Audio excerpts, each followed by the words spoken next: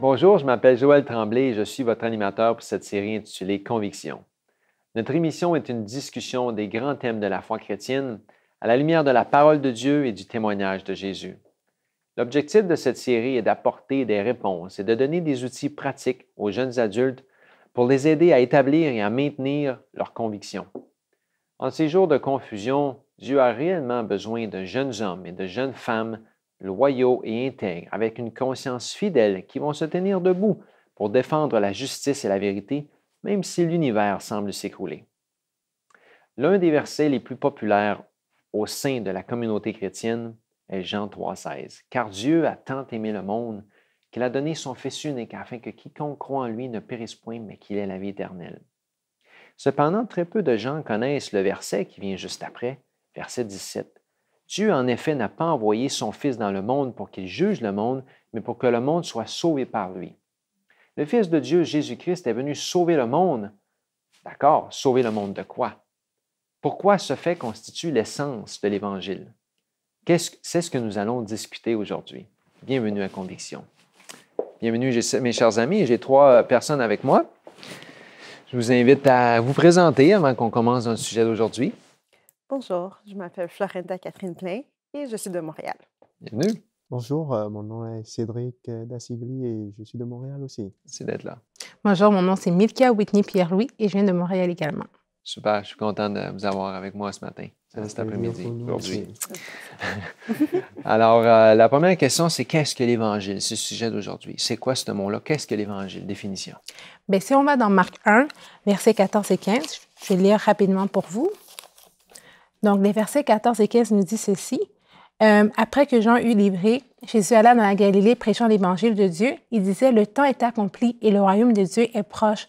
Repentez-vous et croyez à la bonne nouvelle. » Donc, on voit que l'Évangile, c'est une bonne nouvelle. OK, bonne nouvelle. Donc, l'Évangile également, juste pour renforcer ce que Michael disait, c'est l'origine même du mot qui est en grec, veut dire bonne nouvelle.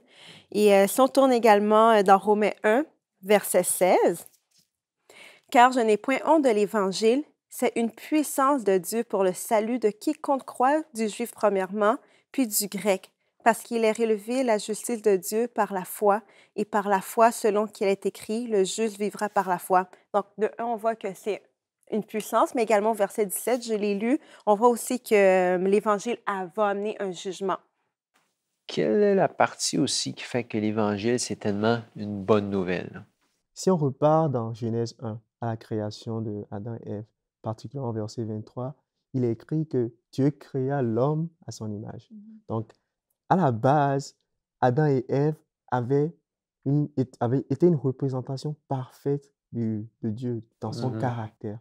Donc, suite à l'entrée du péché dans Genèse 3, cette image parfaite a été déformée.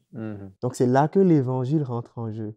Donc, ça permet à l'humanité de revenir à cette perfection de caractère. L'Évangile, au fait, c'est comme un pont. Ah, oui. C'est comme un pont entre une mort qui va être éternelle, donc une séparation complète du Père, avec une vie éternelle. Donc, un passage ou bien un moment dans l'éternité avec Dieu, le Créateur du ciel et de la terre. Donc, c'est ça vraiment, selon moi, pourquoi l'Évangile est une bonne nouvelle. C'est extraordinaire. Ouais, okay. Puis on voit également qu'elle est un message d'espoir. Puis ça, on peut voir ça aussi également à travers Marc 1, verset 8, parce qu'on voit que ça nous permet d'aspirer à quelque chose de meilleur, même ici-bas.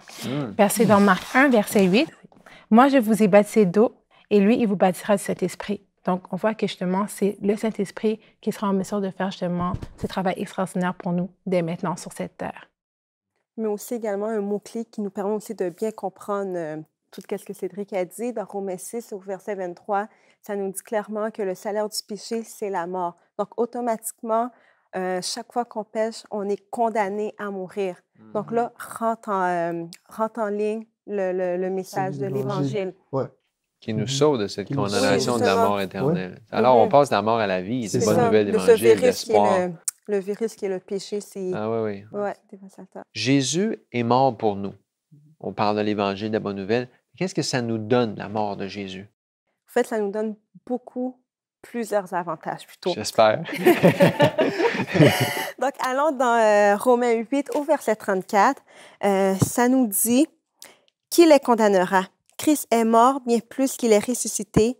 Il est à la droite de Dieu et il intercède pour nous. » Donc, on voit que Dieu est à la droite, Jésus est à la droite de Dieu, il intercède pour nous. OK. Dans Jean 2 également, 1 Jean 2, verset 1, il mentionne aussi que Jésus est notre avocat. Donc, Jésus vraiment a pris notre charge, notre cas, notre état de condamnation et il est en train de plaider pour nous justement devant le Père pour nous permettre d'avoir accès au salut éternel, à la vie éternelle. Donc, plusieurs avantages. Là, tu es en train de souligner le point qui est mort, mais qui est ressuscité. Ben oui, C'est pour ça c'est qu'il vit pour justement. nous. Oui, C'est oui. extrêmement important. Et pour ajouter à ce que Florinda a dit, quand on lit dans Hébreux 10, où Paul parle du sacrifice de Jésus, il avance le fait que Jésus-Christ a créé une nouvelle voie Uh-huh. au Père. OK. Donc, c'est comme si, après le péché, il n'y avait plus de chemin. Mhm. Donc, Jésus-Christ a créé juste, il nous donne cette possibilité de nous adresser au Père directement. C'est pourquoi Uh-huh. dans Jean 14, lui-même, il souligne. Verset 6, il dit, « Je suis le chemin, la vérité, Et la vie. Mhm. Nul ne vient au Père que par moi. » Donc, Mhm. il a recréé une nouvelle voie, un nouveau trajet, Mhm. une nouvelle connexion qui nous permet d'être directement liés avec lui. Parfois appelé le ministère de la réconciliation, qui nous a réconciliés C'est ça. avec Dieu. C'est ça Parce le que mot. c'est comme si c'était impossible, cette C'est ça. relation-là, sans Ouais. Il Christ. nous a C'était réconciliés. un autre Ouais. bienfait ou bénéfice extraordinaire. Avec, Ah, assuré. c'est magnifique. Alors, je pense qu'on a C'est beaucoup fou, de hein? raisons de se réjouir. Ouais, c'est fou. Alors, quand on parle de la mort de Jésus, on mentionne toutes ces choses-là. Est-ce qu'il y aurait pu avoir quelqu'un d'autre, un autre être qui aurait pu mourir au lieu de Jésus? Au fait, quand on regarde au principe du sacrifice dans le temps de Moïse, on voit clairement que lorsqu'on choisissait un animal pour être sacrifié, on prenait un animal qui était sans tache, sans péché. Donc, vraiment, le standard était élevé à propos de l'animal. Mais par contre, quand on va à Hébreux 10, versets 1 à 4, je vous invite à y aller. Hébreux 10, versets 1 à 4 nous dit, « En effet, la loi qui possède une norme des biens à venir et non l'exacte représentation des choses ne peut jamais, par les mêmes sacrifices qu'on offre perpétuellement chaque année, amener les assistants à la perfection. Autrement, n'aurait-on pas cessé de les offrir parce que ceux qui rendent ce culte, étant une fois purifiés, n'auraient plus aucune conscience de leurs péchés, mais le souvenir des péchés renouvelés chaque année par ce sacrifice, car il est impossible que le sang des taureaux et des boucs ôte les péchés. » Donc, au verset 4, on voit que impossible, cet animal-là qui était sacrifié, impossible qu'il pouvait retirer le péché. Donc, mais au verset 5, ça dit, c'est pourquoi Christ rentre dans le monde. Donc, pourquoi que Christ rentre dans le monde? Donc, c'est vraiment seule la vie de Jésus-Christ, avec cette vie vraiment parfaite qui pouvait vraiment être au niveau élevé du Père par rapport à la loi. Quand on compare un homme, si un homme aurait voulu mourir pour nous, pour l'humanité, ça serait impossible parce qu'un homme, c'est une créature, un péché, même état, est dédié, est condamné justement par la mort. Un ange, c'est une créature également de Dieu, malgré que l'ange est sans péché, observe les commandements de Dieu. Mais quand on compare un ange avec Jésus, c'est complètement différent. Même dans Hébreux 1, on mentionne également que Jésus est élevé au-dessus d'un ange. Donc, on voit vraiment clairement que c'est seul le sang de Jésus qui pouvait retirer le péché.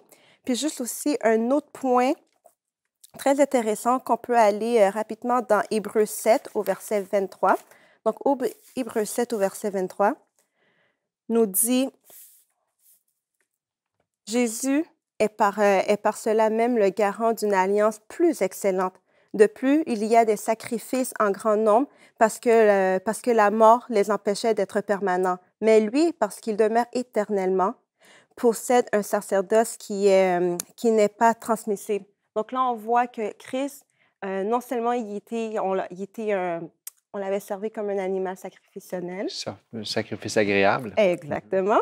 Mais également, s'il y avait un deuxième phase qui est étant un sacrificateur. Donc, on voit que vraiment Christ était apte à accomplir non seulement l'animal qui devait être sacrifié, mais aussi être un sacrificateur pour nous. Pour nous. Alors, je pense qu'il n'y a personne d'autre qui aurait pu remplir Non, pas tout du tout. le rôle Pas du tout. et toutes les fonctions que Christ avait pour nous. Mhm. Tout à l'heure, on parlait de Jésus qui est mort pour nous et de la vie éternelle. J'aimerais peut-être que vous me donniez un cours 101 sur le salut en Jésus pour avoir la vie éternelle. Comment ça fonctionne? Cette question, elle est quand même assez pertinente, hein, parce qu'il faut bien savoir comment ça marche. Donc, pour commencer, on va voir le désir de Dieu par rapport à notre vie. Parce que c'est important de voir, mais OK, quelle est la volonté de Dieu par rapport à notre vie? Et pour ça, on ira dans Hébreux, dans 1 Timothée 2, verset 4. Okay. Donc, dans 1 Timothée 2, verset 4, nous pouvons lire, si on peut commencer à partir du verset 3. « Cela est bon et agréable devant Dieu notre Sauveur, qui veut que tous les hommes soient sauvés et parviennent à la connaissance de la vérité. » Okay. Définitivement. Donc, Dieu a une volonté parfaite, c'est que nous tous soyons sauvés. Mais il y a une condition. Et pour voir la condition, on ira dans Deutéronome 30, verset 19. Okay. Donc, si on tourne notre Bible dans Deutéronome 30, verset 19, donc Deutéronome 30, verset 19, on peut lire « J'en prends aujourd'hui à témoin contre vous le ciel.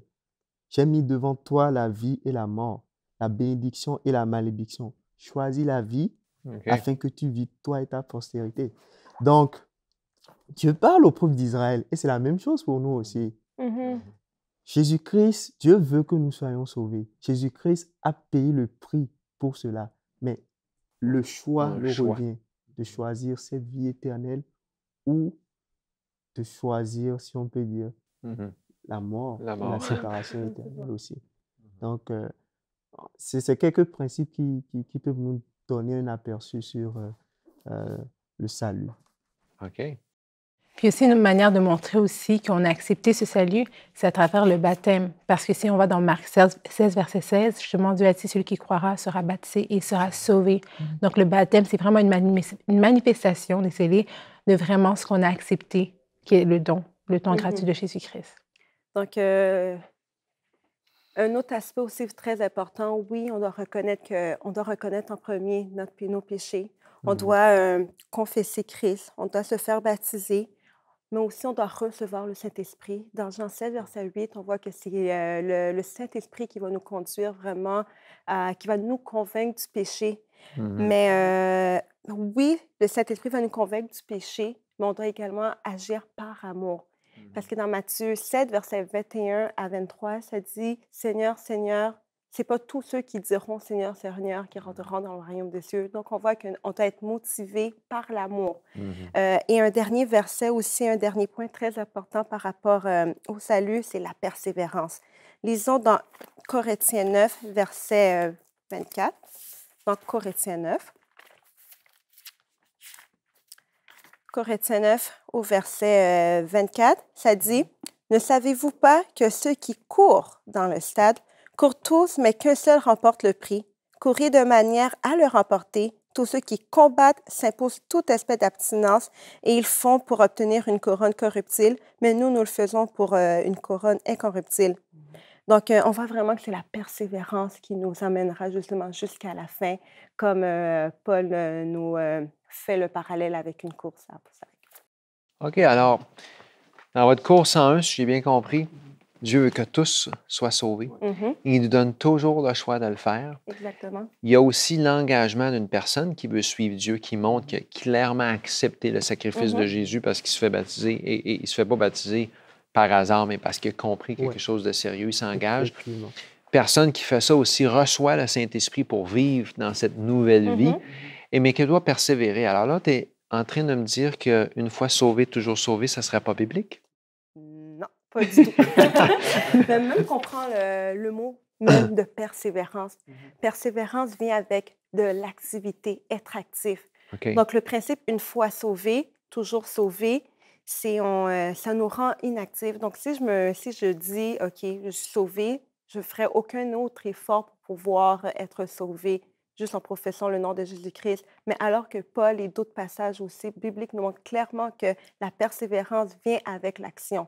Donc, on doit toujours continuer de travailler à notre salut.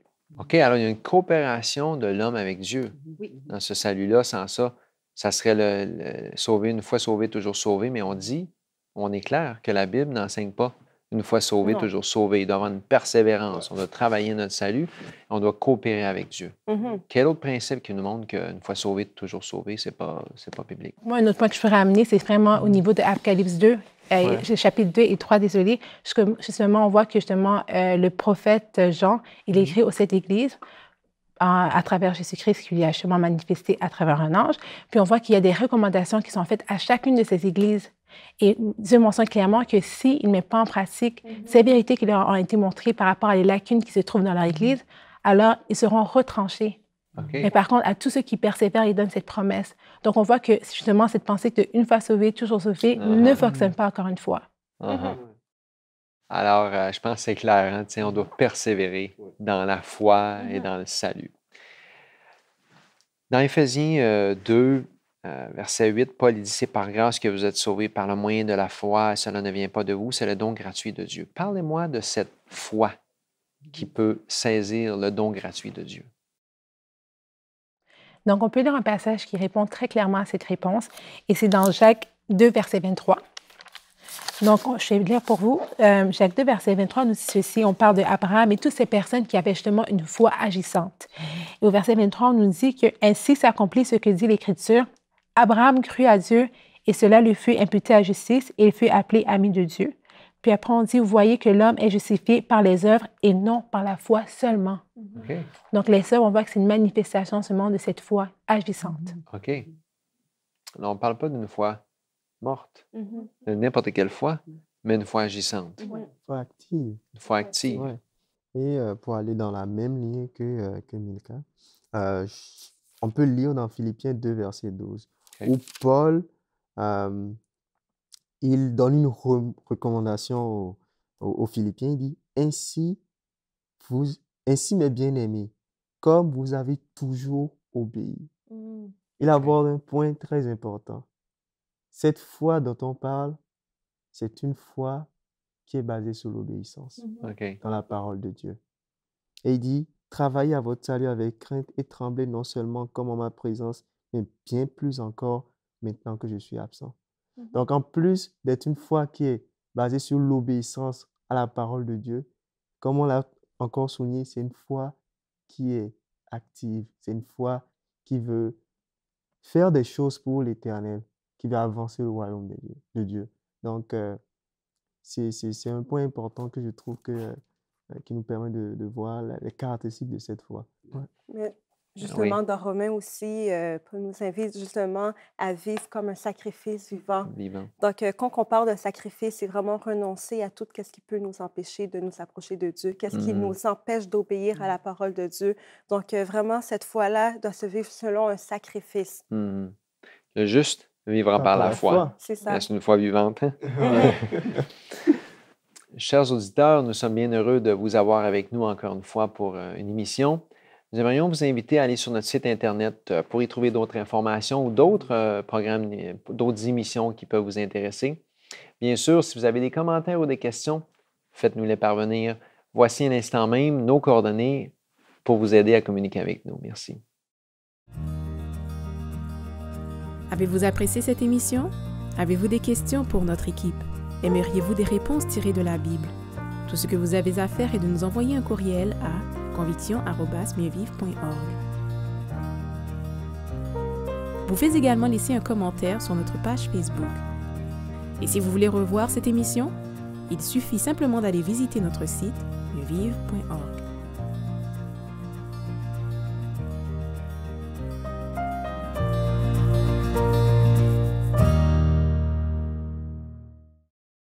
Mieux vivre Livre offre aux jeunes une formation pour apprendre à produire des émissions et utiliser les médias pour la gloire de Dieu.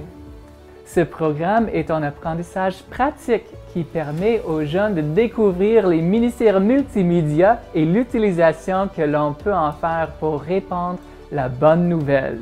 Êtes-vous passionné par les médias et par la mission?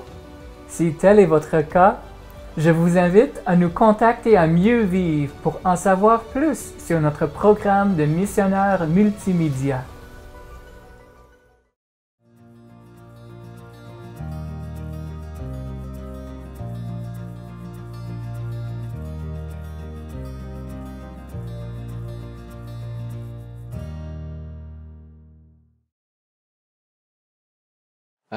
Pouvez-vous définir pour moi la justification par la foi? Un des disciples qui aborde vraiment ce point, c'est Paul. Et il a un chapitre juste dédié à la justification par la foi. Donc, nous, on va apporter certains points, mais j'invite aussi les téléspectateurs Creuser le sujet, oui. à aller creuser le sujet, à aller faire une lecture par rapport à cela. Donc, dans Romains 3, à partir du verset 21, là, il commence à parler de la justification par la foi en Jésus-Christ. Okay. Il dit, « Maintenant, sans la loi est manifestée la justice de Dieu à laquelle rendent témoignage la loi et les prophètes. Justice de Dieu par la foi en Jésus-Christ pour tous ceux qui croient. » Okay. Donc, justification par la foi, il y a croire. Okay. Il n'y a point de distinction, car tous ont péché et sont privés de la gloire de Dieu. Et ils sont gratuitement justifiés par la grâce de Dieu, par le moyen de la rédemption qui est en Jésus-Christ. Okay. Donc, cette justification à la foi, c'est vraiment Jésus-Christ qui est le centre. Et c'est lui qui... C'est le mot rédemption, quand on prend le mot rédemption, c'est il rachète. Okay. Et quand on continue dans Romains 3, après, Paul parle des fruits de la justification par la foi. Okay. Donc, oui, cette justification par la foi, c'est une expérience qui produit aussi des fruits dans notre vie. Okay. Donc, on parle des fruits de l'esprit, on parle de la transformation. Et c'est en Jésus-Christ que cela s'obtient, par le salut que Jésus-Christ nous offre. OK. Alors, c'est Christ qui est notre justice. Oui. C'est par lui qu'on obtient la justification, par le moyen de la foi, bien sûr. Et souvent, on a des termes qu'on utilise, c'est comme la justice impartie, la justice imputée. Oui. Et donc, bien sûr, cette justice-là, elle ne vient pas de nous. Non. Elle vient de Christ. Et c'est ça qui est clair, mais c'est ça qui est magnifique. Lorsqu'on est sauvé, l'Évangile nous dit que cette justice-là, elle nous est imputée. Mais bien sûr, comme tu parlais ensuite, la justice impartie. Lorsque Christ vit en nous, et sa justice est en nous, donc on vit une vie selon la justice de Christ. Et ce sont peut-être des grands mots, des grands termes, mais c'est une beauté. En fait, quelle justice avons-nous en nous-mêmes? Aucune. Aucune. Même si on réussit à faire des bonnes œuvres, c'est pas assez? Pas assez. Pas du tout. Il n'y a rien qu'on puisse faire. Parce que je pense que c'est dans Isaïe, il dit « Toute notre justice est comme un vêtement sale. » C'est pas assez. C'est pas assez. Ça prend absolument la justice de Christ. Oui. Mais également dans l'Apocalypse aussi, ça dit qu'on serait revêtu de la robe de justice de Christ. Donc, on voit que ce n'est pas notre justice, mais on doit être recouvert d'une autre justice du Christ.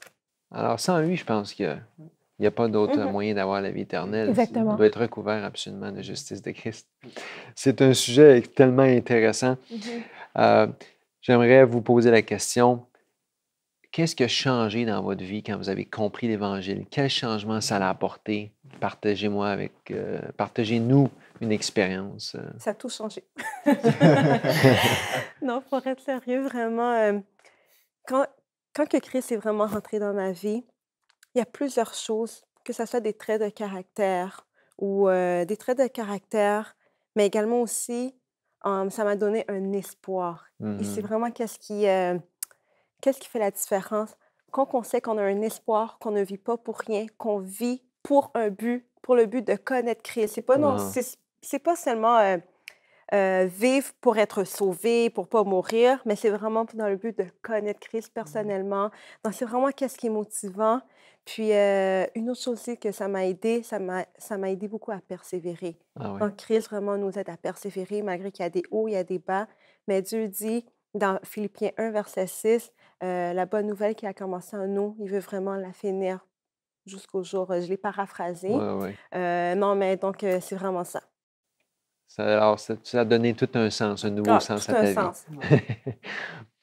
C'est sûr que ça donne une valeur inestimable de savoir que Jésus, qui est également notre Créateur, qu'il a pu justement faire tout ça pour moi.